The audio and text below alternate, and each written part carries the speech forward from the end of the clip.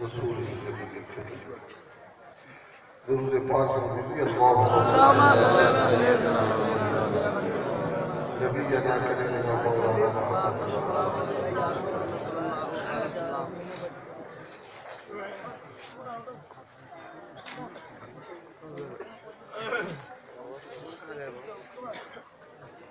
Programme کے حساب سے رات کافی ہو گئی، لوگوں کا خیال تھا کہ 10 بجے تک یہ معاملہ ہم لوگ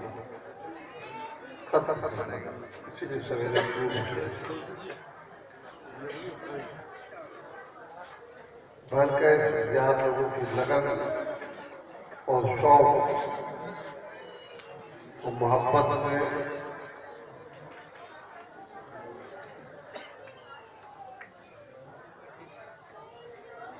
نہ تو منتبت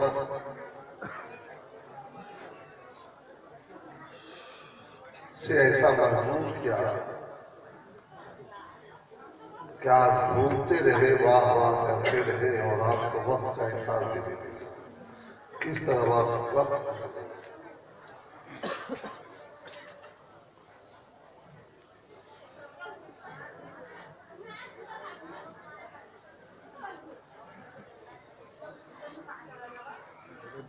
اور مولانا محترم نے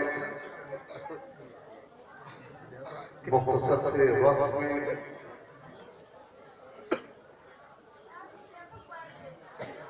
ایک جامع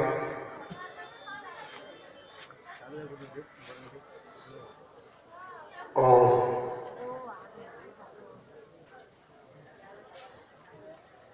قابل عمل پیغام بھی آپ کے سامنے رکھا جو یقیناً ہم سبوں کے لیے مشعل راہ ہے، مگر ہم جانتے ہیں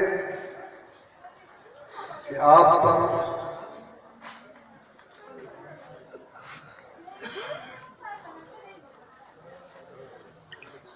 رنگ چشتیت اور رنگ ابوالعلائیت کا رنگ کچھ زیادہ ہی چڑھا۔ ابوالعلائیت کا رنگ ہے، اس لیے جب آپ دھن سنتے ہیں، سر سنتے ہیں، ترنم سنتے ہیں تو آپ مست مست ہو جاتے ہیں۔ یہ اپنا اپنا نصیبہ ہے۔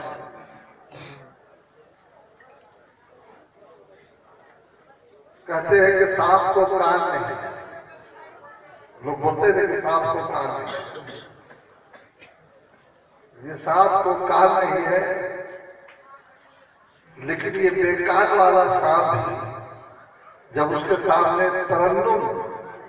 اور اس کے سامنے بیت بجایا جائے تو وہ بھی مست مست ہو جاتا ہے اور وہ بھی جھومنے لگتا ہے۔ اب اگر تم سے کوئی سوال کرے بھائی یہ تو مولانا تھے، یہ بھی جناب مولانا ہے اور یہ وہ عربی اور فارسی میں اشعار آپ کے سامنے پڑھ رہے تھے، تم بنگالی ہے، تم کیا سمجھ رہے تھے؟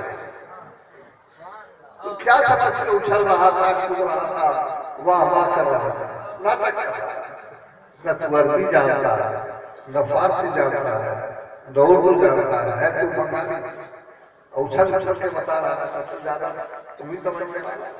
یہ سب بکواس ہے، یہ سب ناٹک ہے۔ کہے گا کہ تمہارا مخالف ہے،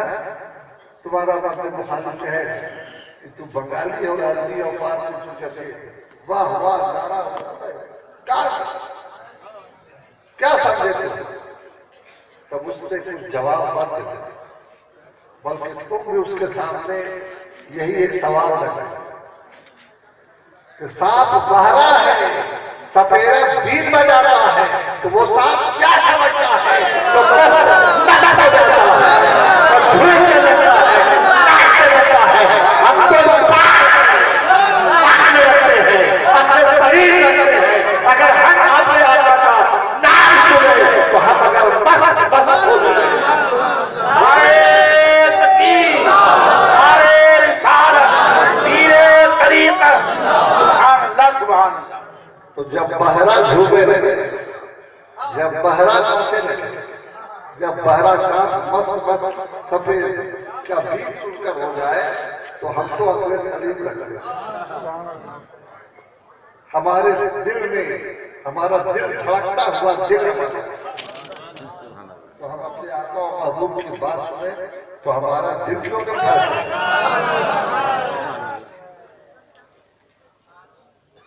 اگر دل کی دھڑکنے کے لیے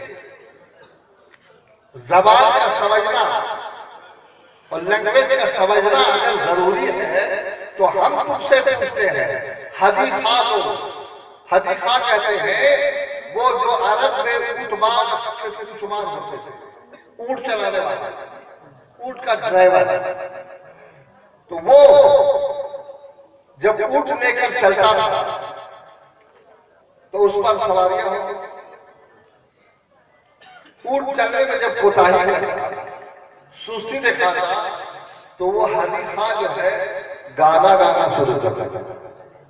وہ حدیقہ اونٹ کا کوچمان عربی میں شعر پڑھنے لگتا، تو جب وہ گانا گانے لگتا، عربی میں شعر پڑھنے لگتا، وہ جب ترنم گانے لگتا تو اونٹ جھومنے لگتا، بس تیری سے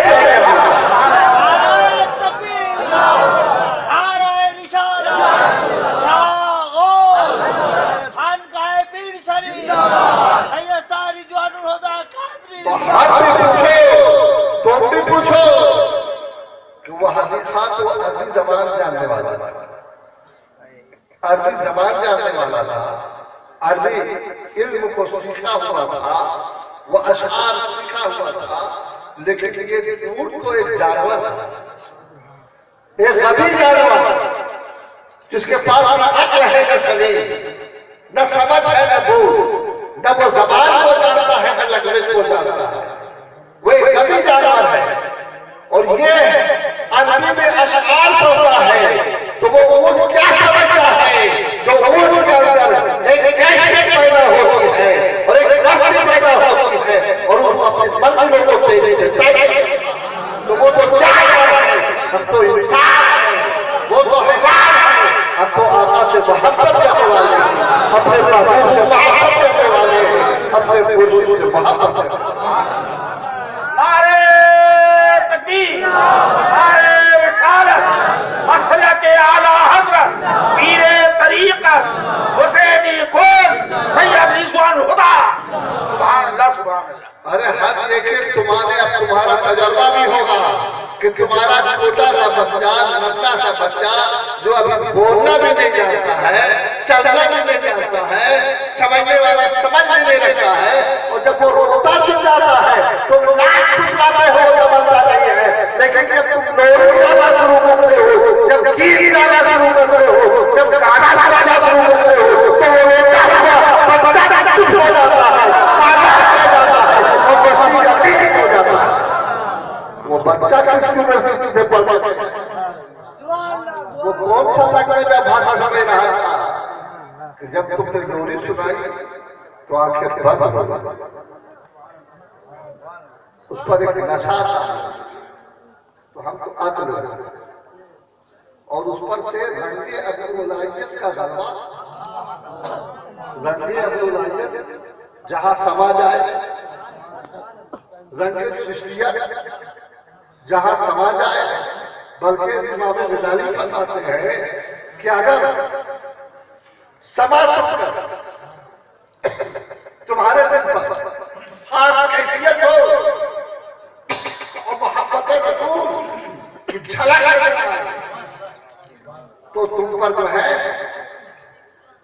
سما سننا جائز نہیں بلکہ سما واجب ہے۔